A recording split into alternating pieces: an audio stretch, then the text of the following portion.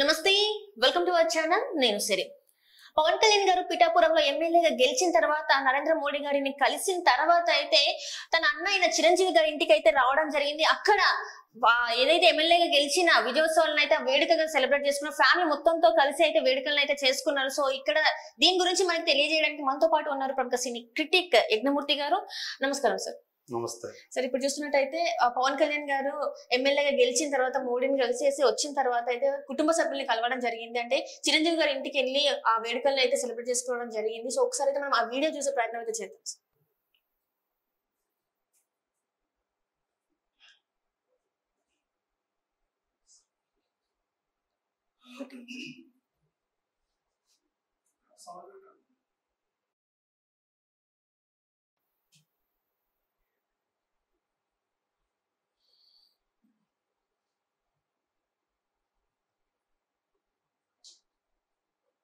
Okay,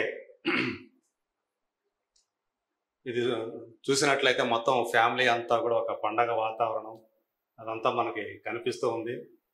so అన్నదమ్ముల ఆప్యాయతలు, ఆ అనుబంధాలు తనంతా కూడా పవన్ కళ్యాణ్ తన సతీ సమేతంగా అన్న లజ్నవా అలాగే తన కుమారుడు అకిరానందంతో కూడా కలిసి ఫ్యామిలీకి ఇంటికి రావటం.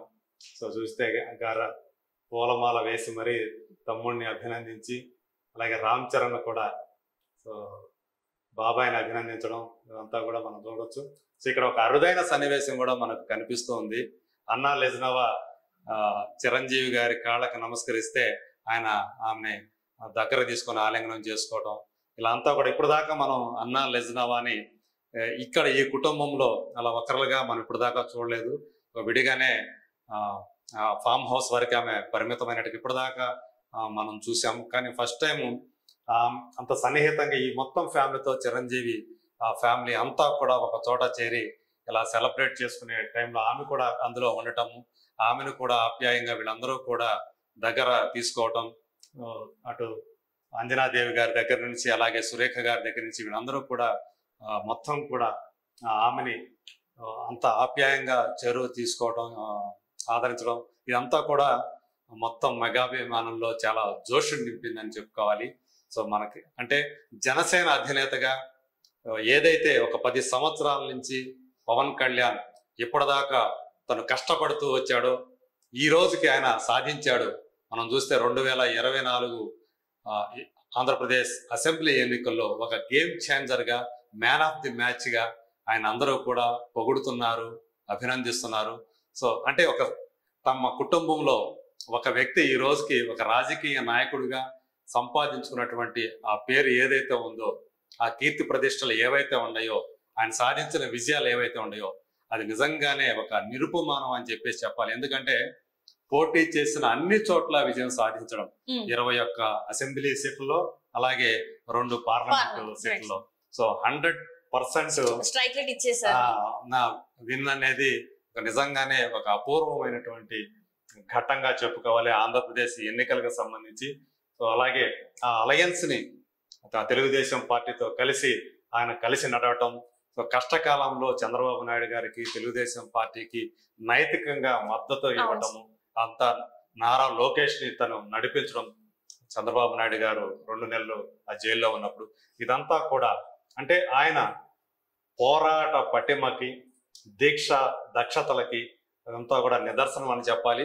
బట్ ఇక్కడి నుంచి ఏదైతే జనసేన పార్టీ ఆయన ఏ ఉద్దేశంతో ఆయన స్థాపించారో, సో ఇది కూడా ప్రజారాజ్యం పార్టీ లాగా అయిపోతుందేమో, సో మఖలో పుట్టి పప్పులో మాయమైనట్టు ఇది కూడా మాయమైపోతుందేమని చాలా మంది సందేహించారు.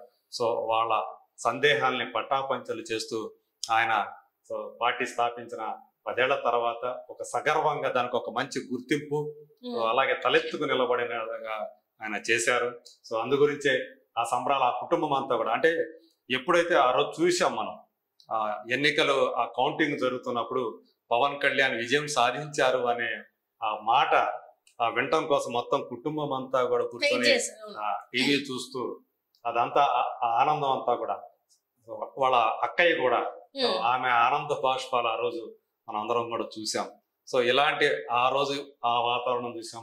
ఈ రోజు ఇలా మొదటిసారి ఎమ్మెల్యేగా జనసేనాధిపతిగా ఇలా వచ్చిన పవన్ కళ్యాణ్కి ఆ కుటుంబం అంతా కూడా ఇచ్చినటువంటి ఆ రిసెప్షన్ ఏదైతే ఉందో అది అందరూ కూడా ఈరోజు నాకు తెలిసి ఈ వీడియో ఏదైతే ఉందో అది విపరీతంగా ఈరోజు సోషల్ మీడియాలో కానీ చాలా వైరల్ అవుతూ అంటే ఈ 10 సంవత్సరాల కష్టం అనేది ఎంతో మంది ఎన్నో రకాలుగా మాట్లాడడం కానీ వ్యక్తిగత దూషణ చేసినా కూడా ఆయన స్ట్రాంగ్ గా నిలబడి ఇక్కడ వరకు వచ్చారంటే అది మామూలు విషయం కదంటే ఫస్ట్ టైం చూసుకున్నట్టయితే ఒక ఎమ్మెల్యేగా గెలిచారు ఆ పార్టీలో అయితే సో ఆ టైంలో ఏంటంటే ఇంక ఈ పార్టీ అసలు ఉండనే ఉండదు ఇంకా అయిపోయింది అన్న టైం నుంచి వెళ్ళి ఇక్కడ వరకు తీసుకొచ్చడం అనేది మామూలు విషయం కాదు. ఒక్కడే పోరాడి అంటే తన సొంత ఆస్తులను కూడా అమ్మేసుకొని పార్టీ కోసం ఎంత చేశారో ఈ రోజు దానికి ఒక ఫలితం అంటే ఇది చాలా అంటే సెలబ్రేషన్ కాదు ఇంకా దీనికి మించిందని అనుకోవాలి మనం. అవును. సో ఆయన నిజంగా మీరు అన్నట్టు తను ఏదైతే సినిమాల్లో ఆ పారితోషికం రూపంలో సంపాదించుకున్నారో దాన్ని ఎందుకంటే ఆ పార్టీకి మూల నిధులు అంటూ ఏమీ లేవు. సో అలా తన పార్టీని రన్ చేసుకుంటూ వచ్చారు. సో జిల్లాల్లో ఉన్నటువంటి ఆ పార్టీ ఆఫీసు నిర్వహణకి అలా తన సొంత డబ్బుని ఆయన అలా పంచడం జరుగుతూ వచ్చింది. సో డబ్బులు అయిపోయినప్పుడు మళ్ళీ సినిమాలు చేసుకుంటారు, మళ్ళీ డబ్బులు వచ్చినప్పుడు మళ్ళీ వెళుతూ ఎక్కడైతే ప్రజలు కష్టాలు పడుతున్నారు అన్నారో ఉద్దానం అనేది ఉత్తరాంధ్రలో సో అంటే మూత్రపిండాల వ్యాధితో అక్కడ సరైన ఆరోగ్యకరమైన సురక్షిత నీరు లేక ఇబ్బంది పడుతుంటే వాళ్ళకి అండగా నిలిచాడు. అలాగే రైతులకి సో ఆ రైతు మరణాలు వాళ్ళకి కలిసివేసి వాళ్ళ సొంత డబ్బు ఈ మధ్య కాలంలో ఆయన వెళ్ళి వాళ్ళకి ఆ డబ్బు అందజేసి వాళ్ళకి ఒక అండగా ఉంటానని హామీ ఇచ్చి అలా తను అంటే బయట ప్రభుత్వంలో లేకపోయినప్పటికీ కూడా తనకు అధికారం లేకపోయినా కానీ తానికి చేతనైనంత సాయం ఆర్థిక సాయం మాట సాయం నేనున్నానని ఒక భరోసా ఆయన ఇస్తూ వచ్చారు. సో ఇప్పుడు ఆయన ఏం చేస్తారనేది ఎందుకంటే తెలుగుదేశం ప్రభుత్వంలో సో ఆయన ఎలాంటి పాత్ర నిర్వహిస్తారు ఏం చేస్తారు అనే అందరిలోనూ ఆ ఉత్కంఠ అయితే ఉంది. చూడాలి ఇక ఈయన ఏ అద్భుతాలు చేస్తారో నారా చంద్రబాబు నాయుడు గారితో కలిసి ఏం చేస్తారనేది చూడాల్సిందే. సో ఇప్పుడు నేను చెప్పాలంటే మెగా ఫ్యామిలీ మొత్తానికి ఆయన ఒక గర్వకారణంగా నిలిచారని చెప్పాలి. ఎందుకంటే ఆయన్ని ఎంతమంది ఎద్దేవా చేశారో వైసీపీ ప్రభుత్వంలో ఉన్న వాళ్ళు ఆయన్ని ప్యాకేజీ స్టార్ అన్న అలాగే 3 పెళ్లి చేస్తున్నాడు 4 పెళ్లి చేస్తున్నాడు అని చెప్పేసి ముఖ్యమంత్రి స్థాయి వ్యక్తి ఆయన్ని ఎద్దేవా చేశారు, ఎగతాళి చేశారు. ఇలాంటి వాటిని అన్నిటినీ ఆయన తట్టుకున్నారు.